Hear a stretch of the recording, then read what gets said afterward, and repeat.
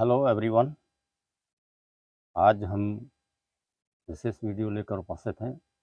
Specially यह आपके लिए है, आप संविधान प्रेमी हैं तो संविधान, भारत का संविधान, हम भाग 6 के अंतर्गत राज्य, अध्याय 1 साधारण और अध्याय 2 कार्यपालिका, इसके अंतर्गत राज्यपाल, राज्यपाल से रिलेटेड अनुच्छेद 158 इसकी अध्ययन के लिए प्रस्तुत हैं। अनुच्छेद 158 की व्यवस्था राज्यपाल पद के लिए शर्तें।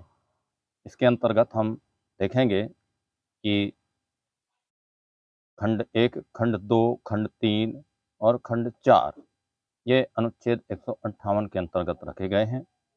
इसमें राज्यपाल के लिए क्या शर्तें हैं, यह हम जानने की कोशिश करते हैं।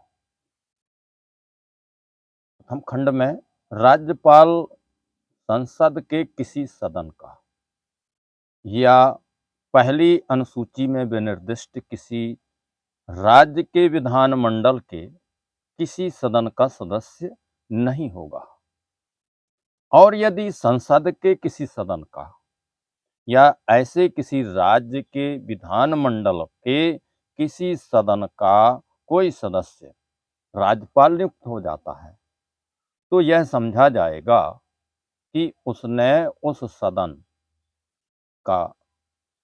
सदन में अपना स्थान राज्यपाल के रूप में अपने पद ग्रहण की तारीख से रिक्त कर दिया, अर्थात खाली कर दिया है। खंड 2 राज्यपाल अन्य कोई लाभ का पद धारण नहीं करेगा। तीसरा खंड राज्यपाल बिना किराया दिए अपने शासकीय निवासों के उपयोग का हकदार होगा, और ऐसी उपलब्धियों, भत्तों और विशेषाधिकारों का भी जो संसद विधि द्वारा अवधारित करे, और जब तक इस निमित्त इस प्रकार का बंद नहीं किया जाता है तब तक ऐसी उपलब्धियों, भत्तों और विशेषाधिकारों का जो दूसरी अनुसूची में विनिर्दिष्ट है हकदार होगा।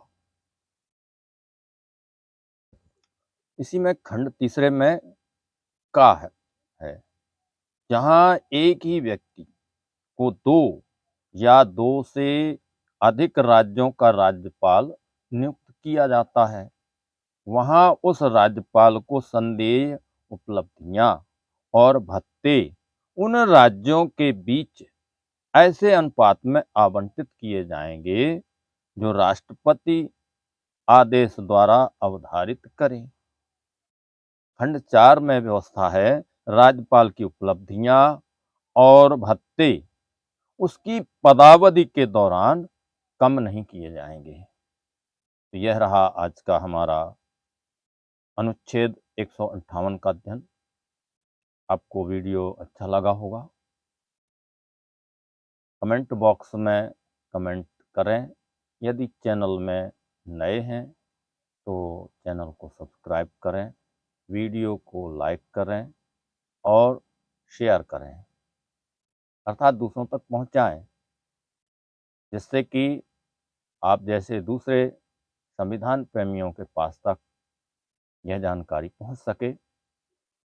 प्रायः देखा जाता है कि संविधान लोगों की समझ में कम आता है, उन्हें या तो इसमें रुचि कम रहती है या थोड़ा सा क्लिष्ट लगता है। तो कोई भी चीज़ हो, एक बार में समझने में कठिनाई होती है, लेकिन बार बार उसको अध्ययन करने के बाद निश्चित है कि कुछ ना कुछ तो समझ में आता ही है, और कुछ समय के बाद धीरे धीरे वह बात समझ में आने लगती है। तो इससे हमें उकताना नहीं चाहिए और घबराना नहीं चाहिए, क्योंकि संविधान हमारे जीवन में बहुत बड़ी अहमियत रखता है। हमारे दिन भर के कामकाजों को, हमारे आर्थिक स्थिति को, हमारी सामाजिक स्थिति को प्रत्यक्ष या परोक्ष रूप से प्रभावित जरूर करता है। इसलिए इस पर विशेष ध्यान देने की आवश्यकता है, इसको चिंतन मनन करने की आवश्यकता है। तो एक बार पुनः आपका बहुत-बहुत धन्यवाद। अगले वीडियो तक के लिए विदा लेते हैं।